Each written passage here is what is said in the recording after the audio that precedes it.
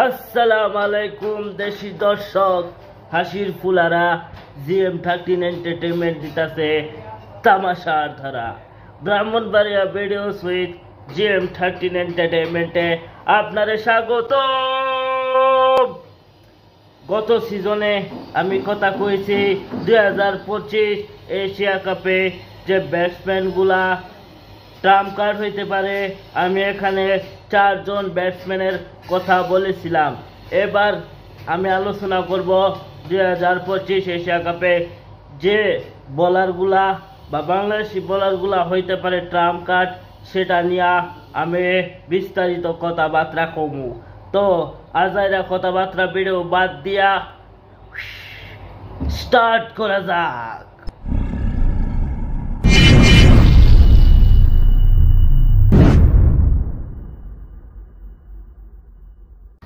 প্রথমে আলোচনা করব বাংলাদেশের cutter master bowler Mustafizur Rahman রেনিয়া। ট্রাম্প কার্ড বোলারের তালিকা যেহেতু প্রকাশ করছি, তাইলে মুস্তাফিজুর রহমান কি এখানে বাদ থাকবো? এও এই তালিকার মধ্যে অন্তর্ভুক্ত থাকবো। বিশেষ করে মুস্তাফিজুর ছাড়া বাংলাদেশের বোলিং লাইন আপ একেবারে দুর্বল।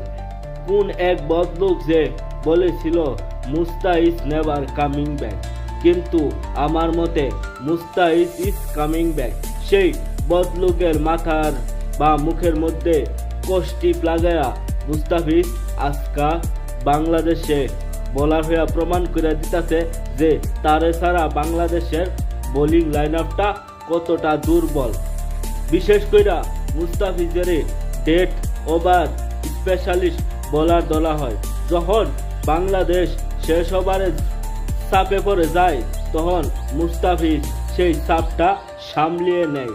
অনেক ভালোভাবে মুস্তাফিজ জানে যে ব্যাটসম্যানদেরকে কিভাবে কাটার গতি, মিডিয়াম আর স্লো বলে কাপুকাত বা কুপুকাত করা যায়।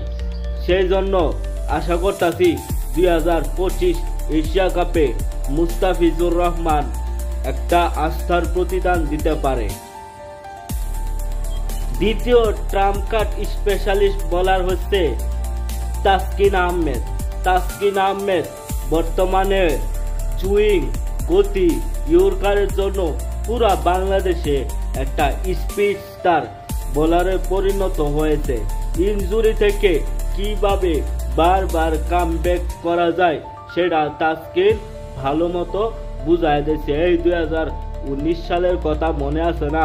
2019 বিশ্বকাপের আগে তাসকিন দল থেকে বাদ করছিল ইনজুরির জন্য। এই জন্য তাসকিন মিডিয়ার সামনে অনেক কান্নাকাটি করছিল, কিন্তু 2022 টি-20 বিশ্বকাপে তাসকিন প্রমাণ করে দিছে হ্যাঁ, ক্রিকেট থেকে ফুরিয়া যাওয়ার মতো প্লেয়ার না। তাসকিনও মুস্তাফিজের মতো বোলার যে এরেও ছাড়া বাংলাদেশের বোলিং লাইন আপটা প্রায় দুর্বল বললেই চলে।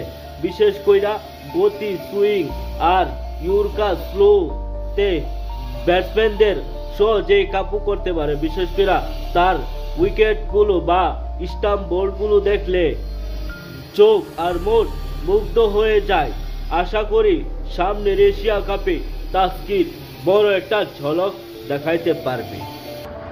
তৃতীয় যে বোলারের নাম কইব তার নাম হইতাছে রিশাদ হোসেন। এটা হইনা আমারে অনেকে কমেন্ট করতে পারেন যে ভাই আপনি কি কোনো নাম পাইছেন না? রিশাদও তো রিসেন্ট টাইমে অনেক খুরুসে বোলার হইতাছে, প্রতি ওভারে বেশি রান খরচ করতেছে। ভাই আপনি একটা কথা লক্ষ্য করে দেন, লেগ স্পিনারের মতো একজন বিশ্বসেরা বোলাররাও মাঝে মধ্যে খুরুসে হয়ে যায়। যেহেতু রশিদ খানের মতো বিশ্বসেরা লেগ স্পিনাররাও মাঝে মধ্যে খুরুসে বোলার হয়, সেখানে রিশাদ হয়তো করতে পারে, এটাই স্বাভাবিক। যেহেতু বাংলাদেশে বহু বছর ধইরা লেগ স্পিনারের অভাব ছিল, সেই লেগ স্পিনারের আশাটা রিশাদ পূরণ করতেও পারছে। বিশেষ কইরা তার বলে অনেক ত্রাণ বেশি থাকে, যেটা যে কোনো বোলার ব্যাটসম্যানদের কুপুকাত করতে পারে। তো বিশেষ কইরা রিশাদ হোসেন বড় মঞ্চে যখন প্রতিভা দেখায় তখন রিশাদ জ্বল্লা ওঠে।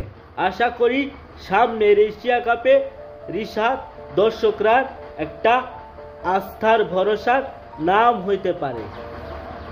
চতুর্থ যে বোলারের নাম কইব তার নাম হইছে শেখ মাহাদি। শেখ মাহাদি হয়তো অনেক আগে থেকেই বাংলাদেশের টি-20-র নিয়মিত বোলার, কিন্তু রিসেন্ট টাইমে মেহেদী হাসান মিরাজ বারবার দলে জায়গা পাওয়ায় শেখ মেহেদীর তেমন একটা দলে চান্স পাইতাছিল না। তারপর যখন বিসিবি কর্তারা দেখতাছে মেহেদী হাসান মিরাজ টি-20তে তেমন একটা ভালো পারফর্ম করতেছে না, তখন তারা ওই শ্রীলঙ্কার শেষ তৃতীয় টি-20 ম্যাচে শেখ মাহাদিরে একাদশে রাখে। আর সবাই তো দেখছে শেখ মাহাদি কি একটা দারুণ চমক দেয়ছে, একাই শ্রীলঙ্কার শক্তিশালী ব্যাটিং লাইন আপে ধসিয়া দিছে। তাই শেখ মাহাদির নিয়েও বাড়তি প্রত্যাশা থাকবে। বিশেষ করে শেখ মাহাদির বল অতটা টান হয় না, কিন্তু টপ স্পিনের যে কোনো একটা ব্যাটসম্যানকে ভয় ধরে দিতে পারে। সামনের এশিয়া কাপে শেখ মাহাদি জ্বলে উঠবে ইনশাআল্লাহ। পঞ্চম যে বোলারের নাম কইব তার নাম হইতাছে তানজিম হাসান তামিম। ভাই তানজিম হাসান তামিম অসাধারণ একটা বোলার, বলতে গেলে অল্প বয়সে এদেশের সমর্থকরা মন জয় করে নিছে। এদেশের সমর্থকরা তারে হুজুর কইরা ওড়ায়, বিশেষ করে সুন্নতি দাড়ির জন্য। যাই হোক, এটা কোনো কথা না। বিশেষ করে তানজিম তামিমের বোলিং গুলা খুবই মারাত্মক, গতি, স্লো আর বাউন্স যে কোনো ব্যাটসম্যানদের সহজেই কপুকাত করতে তিনি পারদর্শী। বিশেষ করে তার এগ্রেসিভটা একটু বেশি, তার এগ্রেসিভটা ডেল স্টেনের সাথে কিছুটা মিলে। এটা হয়তো কইতে পারেন ডেল স্টেন কোথায় আর তানজিম তামিম কোথায়। ভাই আমি এখানে এই দুইজনের কোনো তুলনা দিচ্ছি না, আমি দিতাছি এরার এগ্রেসিভ স্বভাব। যেহেতু তানজিম তামিম নিজেই ডেল স্টেনের ভক্ত, তাই তার মধ্যে ডেল স্টেনের মতো এমন এগ্রেসিভ স্বভাব থাকবে, এটাই স্বাভাবিক। যেহেতু তানজিম তামিম একজন বোলারের পাশাপাশি একজন অলরাউন্ডারও পরিণত হইতাছে। বিশেষ করে তার ব্যাটিং গুলো খুবই মারাত্মক, দেখলে বোঝা যায় বাংলার আন্ডার রাসেল।